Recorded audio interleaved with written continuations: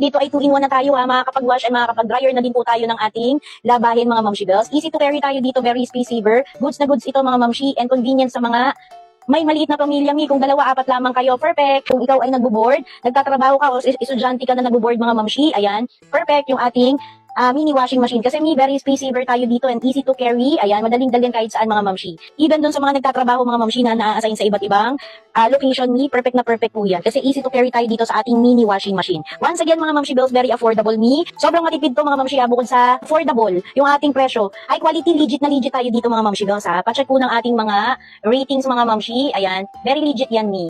Maganda ang quality ni Hudek washing machine and murang-mura lang tayo dyan mi. Bukod sa murang mi, matipid din po siya. Unang-una sa sabon mga mamshi. Bakit ikanyo? Ayan, very powerful ang ikot mga mamshi. Strong and powerful tayo sa ating performance. Konting sabon lang po ang ating may lalagay dyan mi. Bakit? Kasi mag-uumapaw po ang bubbles natin pag tayo ay napadami. Yung aking scooper mga mamshi, pag sa automatic washing machine, ang ginagamit kong scoop is 2 scoop hanggang 4 scoop mga mamshi. Pero dito sa ating mini washing machine, dahil siya ay mini, ayan, mas nakakatipid ng sabon ni. Wag lang dadamihan mga mamshi kasi powerful ng ating ikot ni para hindi mag-umapaw yung ating sabon or yung bubbles niya. Ayan, matipid sa sabon yan mga mamshi and matipid din sa matipid sa tubig. And lalo na mga mamshi, matipid po sa kuryente kasi ito po ay kumukonsumo lamang ng 300 watts.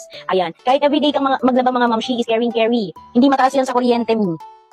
Kung ikaw ay hindi pinalad, pinalad eh. Meron ka lang 2 set of uniform pero 6 na beses kang pumapasok sa isang linggo mi. And tendency wash and wear ka talaga mga mamshi bells. Pagod ka na sa trabaho, mainam nang meron kang ganito mi. Matipid sa sabon, tubig at kuryente kahit araw-araw kang maglaba mga mamshi is carry bumbong yan.